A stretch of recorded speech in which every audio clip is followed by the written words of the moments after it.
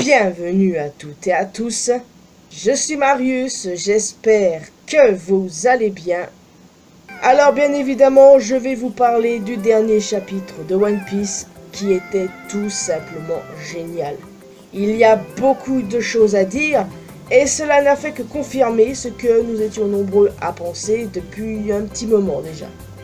Alors avant de rentrer dans le vif du sujet, un mot sur la première page bien évidemment. Suite des mini-aventures de Yamato, où ce dernier et Otama vont s'infiltrer dans le repère de Wozuo. Encore une fois, je me demande s'il y a d'autres Tobiropo dans le coin. Ce serait intéressant de voir les autres.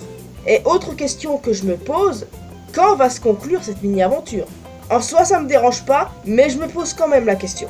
Enfin, il est temps maintenant de rentrer dans le vif du sujet. Le chapitre commence avec les Mugiwara, donc Luffy, Zoro et Nami, avec Road qui arrive au château d'Ulst.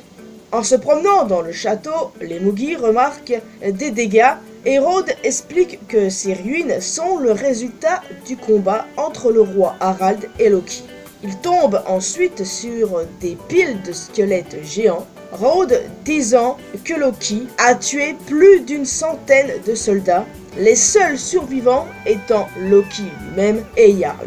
Luffy remarque qu'un des crânes a deux grandes cornes, ce qui lui rappelle Oz. Et Road lui dit que certains géants ont le sang de géants antiques qui coule dans leurs veines, bien qu'il n'en existe plus de pur sang. Et c'est ensuite que nous voyons un portrait du roi Harald. Harald est mort il y a 14 ans, tandis que Loki fut enchaîné par Shanks il y a 6 ans. Ce qui a laissé 8 années complètes à Loki pour naviguer à travers le monde. Sa prime spéciale viendrait-elle du chaos qu'il aurait causé durant ce laps de temps?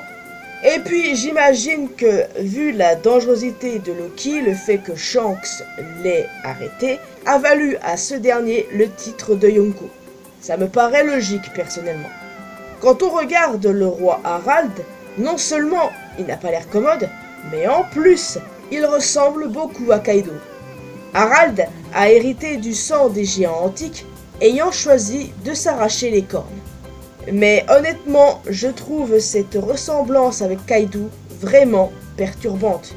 Surtout qu'il m'a toujours paru évident, à moi et d'autres bien évidemment, que Kaido descendait des géants antiques pour des tas de raisons. Est-ce que lui aussi pourrait être le fils d'Harald? Honnêtement, je ne sais pas, mais pour être honnête, ça ne me surprendrait pas. Surtout qu'on sait que le roi Harald est basé sur un roi norvégien qui a réellement existé, et lui a eu plusieurs fils. Donc, je sais pas, mais bon voilà, c'est bon à savoir et on peut imaginer ce qu'on veut à l'heure actuelle des choses. Road explique que Ajrudin et Loki sont demi-frères, Ajrudin étant né d'une femme géante qui n'a pas eu la permission du peuple d'Elbaf de devenir reine, car elle est née dans un autre royaume. C'est grave raciste pour le coup. Road se souvient de sa rencontre avec Ajrudin qui lui a proposé d'être son ami lorsqu'il a vu qu'il pouvait faire des cartes maritimes, car Road n'avait pas d'amis étant enfant en raison de ses passe-temps. C'est un véritable otaku, on l'a bien vu. Malgré son héritage mixte et le fait que sa mère était méprisée par les autres, Ajrudin a tout enduré bravement et fièrement il a proclamé qu'il unifierait toutes les tribus de géants du monde et deviendrait le roi des géants. Et Road veut l'aider à atteindre son objectif. Finalement, Road n'est pas aussi détestable qu'il en a l'air. Et c'est alors que Luffy remarque des géants allongés sur le sol. Clairement ceux qui ont croisé la route de ces chevaliers divins. Avant de parler de la dernière partie du chapitre, je tiens à revenir un instant sur le roi Harald. Beaucoup de gens ont pu remarquer que l'épée plantée dans le crâne de Jarl ressemble à celle du roi Harald. Et si l'histoire avait été faussée? Et si Loki n'était pas le tueur d'Harald, sachant que seul lui et Jarl sont les deux seuls témoins de ce carnage. Que s'est-il réellement passé il y a 14 ans de cela? Pourquoi l'épée du roi se retrouve dans le crâne d'un de ses alliés? Est-il possible que Jarl ait tué Harald? Mais dans ce cas, pourquoi? Harald est décrit comme un bon roi. Mais et si c'était loin d'être le cas? Peut-être qu'Harald voulait s'allier au gouvernement mondial et Loki et Jarl étaient totalement contre, ce qui a fait qu'il y a eu baston et Jarl a dû tuer Harald et Loki a pris le blâme. Je ne peux pas croire que Jarl soit maléfique et pour moi Loki n'est clairement pas un méchant. Donc dans le lot, Harald n'est pas aussi clean qu'on veut nous le faire croire. Je pense clairement qu'il a aiguille sous roche. Comme je l'ai dit, Loki pour moi n'est clairement pas un antagoniste. Et s'il a bien tué son père, c'est qu'il avait une raison. Mais il est possible qu'il ne l'ait pas fait. Et le fait que Jarl ait été là et qu'il ait l'épée du roi dans le crâne, si on aligne tout ça, on a une idée précise de ce qui s'est réellement passé.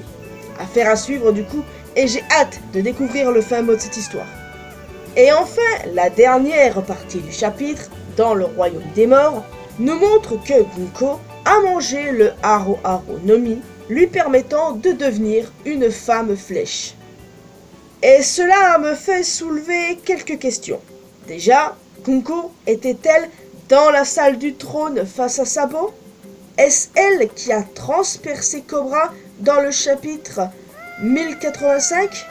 Sa flèche est très similaire. Ce n'est sûrement pas un hasard à mon avis. L'attaque sur Cobra a été lancée avant tout mouvement d'Imu. Donc, peut-être que d'une façon ou d'une autre, Gunko se trouvait là. De plus, Gunko pourrait être la femme que l'on aperçoit au chapitre 908 et 1122 dans la chambre aux fleuries d'Imu. Qui sait? Ou alors, option un peu folle, je l'admets, Imu possède tous les pouvoirs du Gorosei et des chevaliers divins, un peu similaire à All for One dans My Hero Academia si vous voulez. J'avoue que ça m'intrigue pas mal, mais ça reste encore une fois une affaire à suivre. Et c'est là que Figarland Shamrock, capitaine des chevaliers divins et fils de Figarland Garling, nous est présenté. Et son design est juste incroyable. Shanks a bel et bien un frère jumeau. Shanks a été injustement traité de rat pendant des années. Voilà enfin son honneur lavé. Je savais que ce type-là n'était pas Shanks, j'en étais convaincu. Même s'il est vrai que je vous disais de ne pas exclure la possibilité qu'il le soit, certes. Mais pour moi, c'était pas lui. C'était clair et net pour moi. C'est sûrement Shamrock qui s'est adressé au Gorosei dans le chapitre 907, comme je l'avais dit d'ailleurs, et le pirate dont il leur a parlé est très probablement Loki, pour le recruter dans l'ordre des chevaliers divins. Mais bon, il y en a encore actuellement qui veulent croire que c'est Shanks. Ouais, je sais pas, ils ont le droit, comme ils veulent, d'espérer que c'est Shanks, celui qui parlait au Gorosei. Mais bon, personnellement, je pense plutôt que c'est Shamrock qui parlait de Loki, mais bon, évidemment, on n'est pas à l'abri d'un autre twist. Mais toujours est-il que la théorie du frère jumeau est validée. Et puis d'ailleurs, est-ce que vous saviez que la version prototype de Shanks était censée être un chevalier? Par contre, pourquoi l'avoir appelé Shamrock? Pour l'instant, la raison m'échappe, mais si vous avez une idée, une piste, je suis preneuse, bien entendu. En tout cas, d'après lui, il y a longtemps, Elbaf dominait le Nouveau Monde et il jure de le soumettre à l'autorité du gouvernement mondial. Rêve toujours, bro. Est-ce qu'on peut avoir la suite maintenant ou... Au début, lorsque ce n'était qu'une théorie, j'étais dubitative concernant les jumeaux Figarland. Mais je l'ai de plus en plus apprécié, j'ai même fait une vidéo là-dessus. Et aujourd'hui, c'est validé, c'est canon. Attention, hein, ce n'est pas parce qu'il ressemble à Shanks que j'en suis tombée amoureuse, calmez-vous. Ça reste un putain de dragon céleste. Ne l'oubliez pas, ça. D'ailleurs, j'ai pensé à un truc. Et si Shamrock était le père biologique de Bonnie? Niveau âge, ça match Et puis, voici à quoi Bonnie aurait ressemblé si elle avait été un garçon. C'est vrai qu'il y a un petit air de Shanks, j'avoue. Au final, je me base sur rien, certes, mais pour le coup, je ne suis pas la seule à y avoir pensé. Si c'est le cas, le gars, il va être absolument détestable, clairement.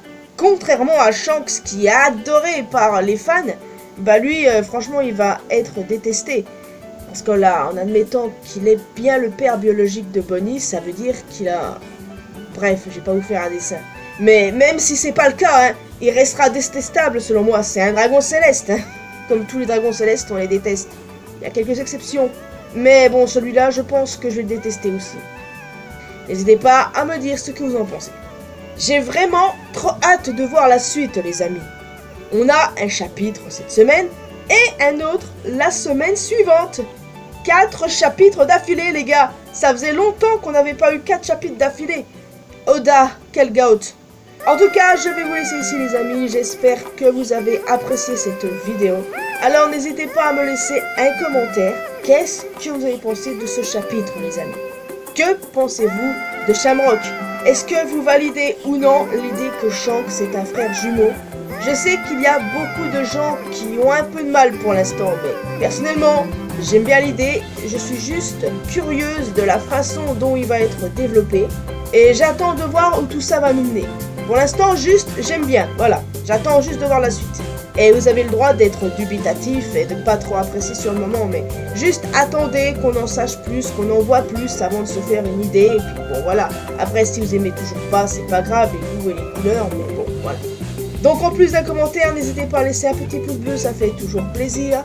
Vous pouvez me retrouver sur mes réseaux sociaux, les liens sont bien évidemment dans la description. Et le plus important, abonnez-vous à cette chaîne ainsi qu'à ma chaîne secondaire pour qu'on puisse se retrouver dans une prochaine vidéo. Et n'oubliez pas d'activer la cloche de notification, bien sûr. Bye bye!